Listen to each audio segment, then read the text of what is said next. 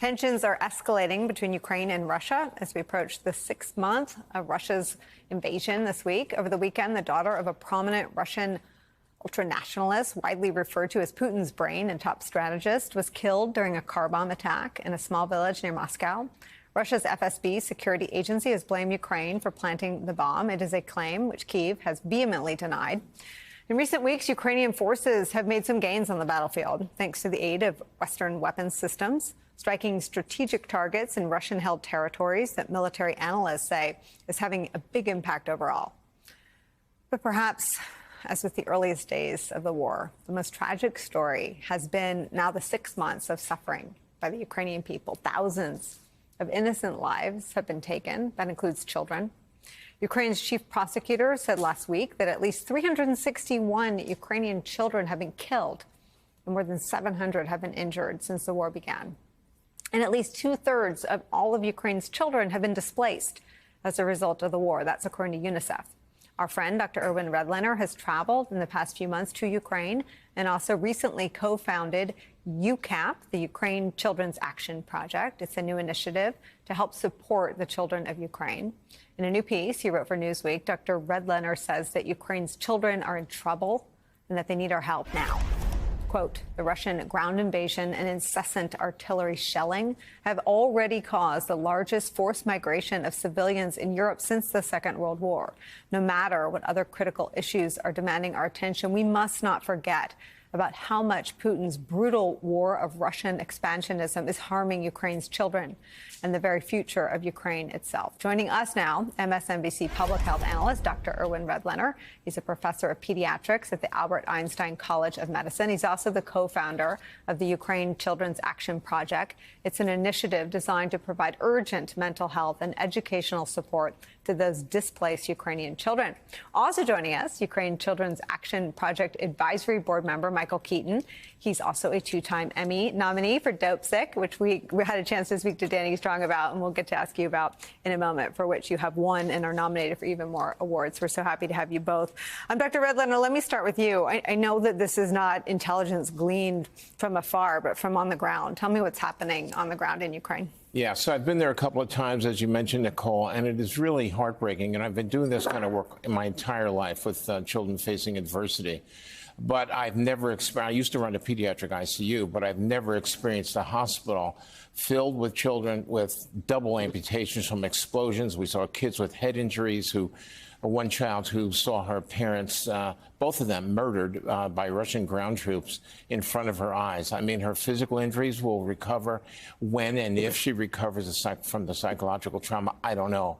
But the 5 million children who are moved to safety, are moved to places of just kind of transient refuge. I mean, they're in Western Ukraine where they don't live, they don't have family, so when they're in shelters or they're in other facilities with other families.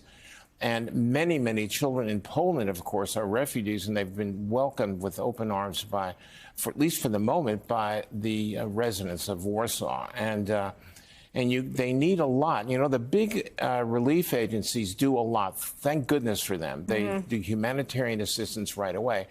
But what Karen Redlener and I are worried about is the fact that many of these children are not going to school. School starts in 2 weeks.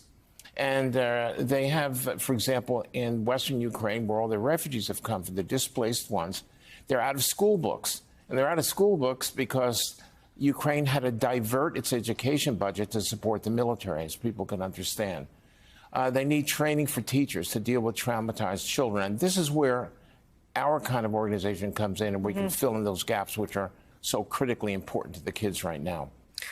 I know you are doing, the Lord's work and making people remember this is still happening and this is still dire. But if you look at sort of any trauma, or you study World War II and what happened to children there, they all did better staying close to their parents. And I know if you look at how many of the men and women are fighting on the front lines, I mean, what is the best case scenario for most of Ukraine's children right now? Well, I need to say that the best thing to happen, they need to stop the war. This is negotiated or defeating the Russians, whatever it is. Every single day that the war goes on is just worse for children. What they need right now is to get back to normalcy. This is treatment number one, really, for children who've been disrupted like this. They need to be going to school. They need to be living in a safe home, in a safe community where they can reestablish themselves till they go back home. Some will not be going to Mariupol and places around Odessa for a really long time, and if ever. So we have to be helping them get settled into a new normal. It's absolutely critical. But the other thing is they need psychologists who are trained to deal with traumatized children. They need Ukrainian-speaking teachers. They need a host of things that will help them be normal children so that they can become 18 and be happy and ready to go. And really, Ukraine's going to need them for the recovery of that country at some point. So there's a lot of needs, but they're very basic. Anybody who has a family will understand this. Normalcy and being with parents. That's it. Michael, I tried to sort of garner some support in the music industry, and what I found is that everybody who heard what Dr. Redlener sees when he goes there wanted to help. I think people, one, there's a flurry of news, a lot of it bad in this country. And two, there's almost disbelief. When you explain that 6 months and 2 days ago, Ukraine was like, they were in cafes, they were at work, they were, post-COVID nation, back in the bars, back in the nightclubs. And then Russia illegally and basically unannounced declared war on their country. People mostly want to help. Has it been your experience that when you talk about the work you're supporting, that Dr. Redlener is doing, people still want to help? Tell me how that conversation goes and what you find is sort of the depth of interest and generosity among Americans. Yeah, I'm glad you said that because, what you really, by and large, I want to believe that, and I found it to be true, just like you did, that people really do want to help. And these days you say, where do you start?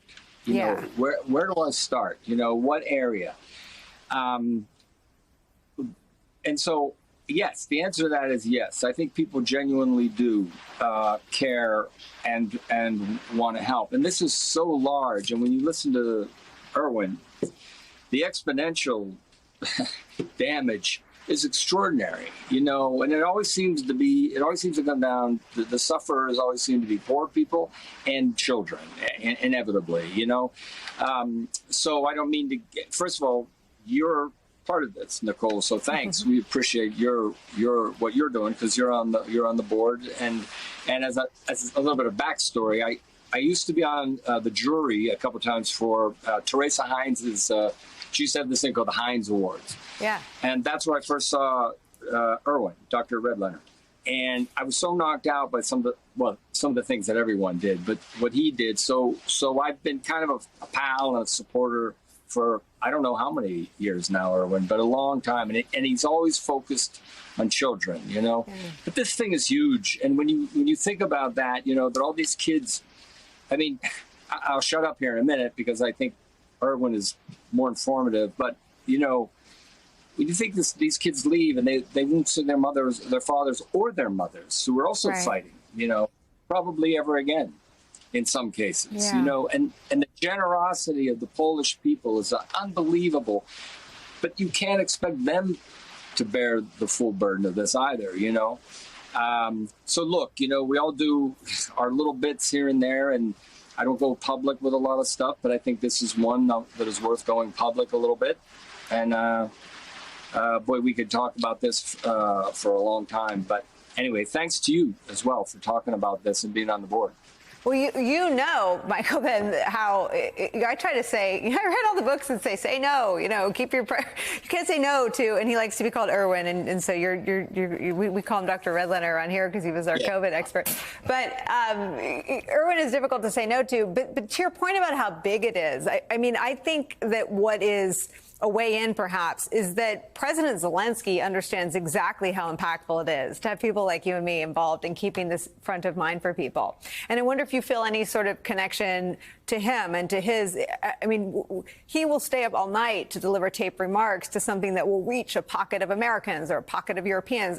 He is running his country as best he can at war, but he is also spending just as much time and energy trying to keep the world's focus on what's happening to his country at the hands of what he views as terrorists, the Russians.